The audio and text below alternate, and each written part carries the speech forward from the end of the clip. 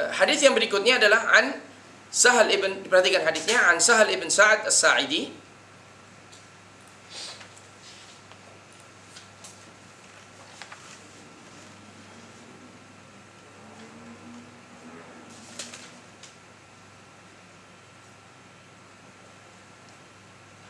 Dahulu namanya adalah Huznan, suka bersedih. Kemudian Nabi SAW menggantikan namanya menjadi Sahal. Dari susah menjadi mudah. Nah,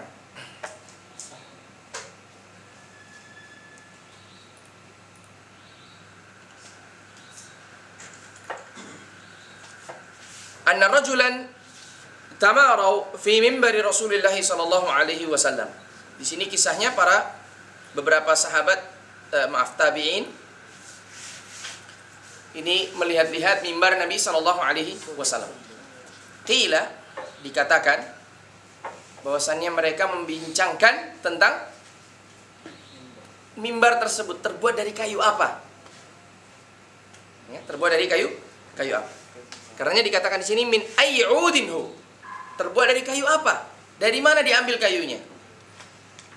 Kemudian Sahal menjawab. Kenapa Sahal yang menjawab? Karena dia adalah akhir sahabi. Akhir sahabi mautan, yang meninggal di masa itu. Sahal mengatakan min tarafa al-ghabah.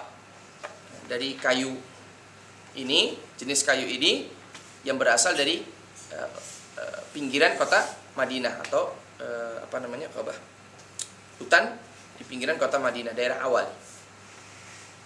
Daerah yang ditinggali oleh sebagian Yahud waktu itu. Wa qad ra'aitu Rasulullah sallallahu alaihi wasallam qala alaihi fakabbara wa kabbara an-nas wara'ahu wa huwa 'ala al-mimbar. Kemudian di sini Sahal mengalihkan pembicaraan. Ini disebutkan oleh sebagian para ulama bahwasannya Sahal di sini ingin mengalihkan pembicaraan dari membicarakan dunia kembali kepada pembicaraan yang ada faedahnya, yaitu membicarakan tentang sunnah. Beliau menyampaikan mimbar ini mempunyai kelebihan, bukan hanya terbuat dari kayu dari daerah ini dan daerah itu, tetapi aku pernah melihat Rasulullah SAW berdiri di atas mimbar ini, fakabbara, maka beliau bertakbir. Takbir yang dimaksud di sini adalah takbiratul ihram. Beliau salat di atas mimbar. Beliau menghadap ke kiblat, kemudian bertakbir. Dan mimbar Nabi SAW seperti digambarkan mempunyai 3 tangga, anak tangga. Ya. Dan Nabi SAW berdiri di tangga yang kedua. Jadi Nabi SAW duduk di tangga yang ketiga dan Nabi SAW berdiri di tangga yang kedua. Dan ketika Nabi SAW salat, beliau bertakbir menghadap ke kiblat. Terbukti dari apa? Terbukti dari kalimat kohkoro nanti di belakang. Qama alaihi fakabbar. Nabi berdiri di atas mimbar kemudian bertakbir. Wa kabbaran nas wara'ahu. Kemudian manusia di belakangnya yaitu para sahabat bertakbir di belakangnya, menunjukkan bahwa para sahabat mengikuti salat Nabi SAW. Mereka menjadi apa? Jangan khawatir ya, menjadi makmum. Ini good feeling. Ya. Sudah ada dzauqnya bahwa mereka menjadi makmum dari salat Nabi SAW. Ada yang bisa memberikan faedah di sini sebelum nanti kita sebutkan faedahnya? Shaf ketiga. Sampai batas ini, adakah faedah yang bisa antum dapatkan sebelum nanti kita sebutkan? Boleh salat atas mimbar. Kurang lengkap, shaf ketiga. Sudah dipancing oleh Ahmad Masri. Boleh bagi seorang imam menjadi imam di atas mimbar. Karena Nabi SAW saat itu menjadi imam dan para sahabat menjadi makmum. Lil hajah. Karena apa? Kepentingan. Karena di sana ada larangan dari Nabi SAW bagi seorang imam untuk sholat di atas tempat yang lebih tinggi dari makmum.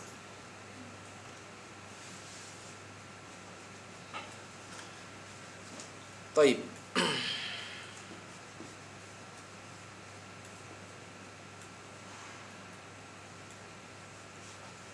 Nah, berdasarkan hadis dari Abi Dawud, Nabi SAW bersabda, "Idza amma ar-rajul al-qaum fala yaqumanna fi makanin arfa' min maqamihim, idza amar rajulul qaum, apabila seseorang menjadi imam dari kaumnya, fala yaqumanna, hendaklah dia tidak berdiri fi makanin arfa mim maqamihim, dari tempat yang lebih tinggi dari tempat makmum ini berada. Lalu mana yang menunjukkan bahwa perbuatan itu boleh? Yaitu hadis al-bab. Karena Nabi SAW melarang pada tempat yang lain, tapi melakukan pada kesempatan ini, pada hadis al-bab, menunjukkan bahwa bolehnya perbuatan tersebut dilakukan. Nah, berikutnya.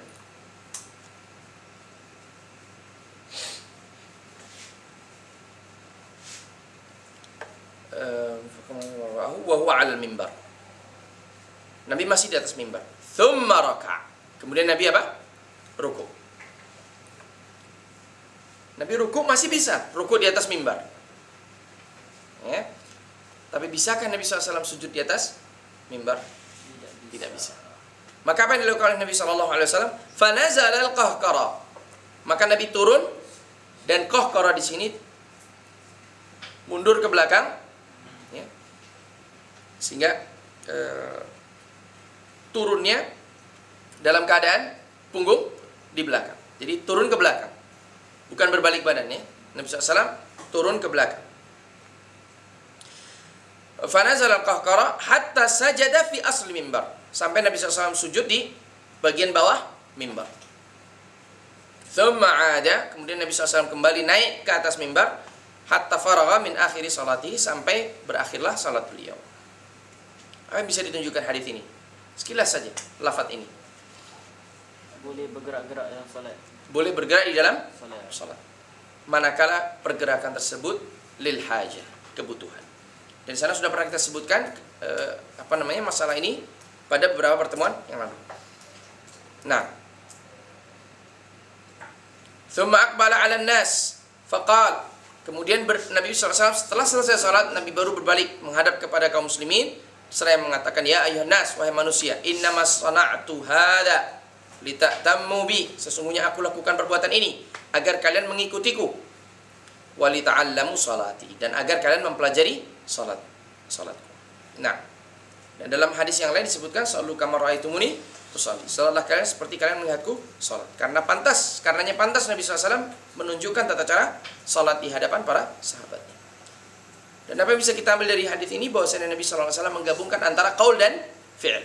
Menggabungkan antara qaul dengan fi'il. Qaul disampaikan oleh Nabi SAW bagaimana beliau mengajarkan kepada seorang yang musi salatahu. Kemudian fi'il dilakukan di atas mimbar. Nabi melakukan gerakan-gerakan salat.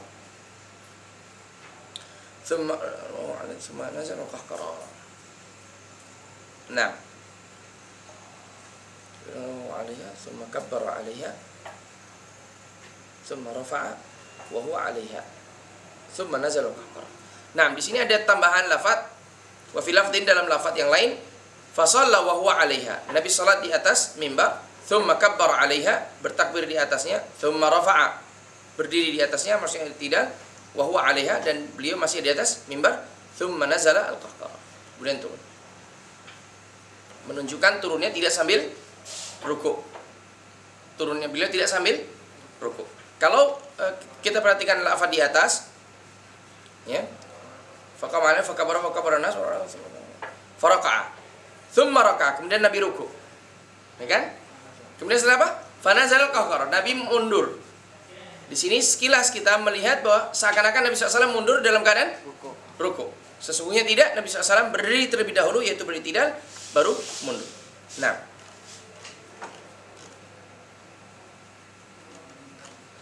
apa saja yang bisa kita ambil dari hadis ini?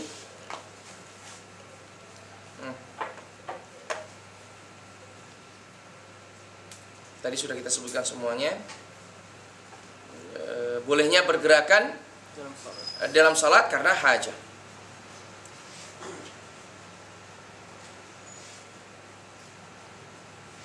Kemudian wajibnya mengikuti perbuatan Nabi Shallallahu Alaihi Wasallam. Nah, bolehnya seseorang mendirikan salat betul salat, ya, dalam rangka apa? Ta'lim, mengajarkan. Sehingga apabila seseorang ingin mengajarkan salat, tata cara salat, dan dia salat sesungguhnya, maka hukumnya apa? Boleh berdasarkan hadis al-bab. Nah, kita lanjut pada hadis yang berikutnya. Ayo, akhi, kita kejar ya.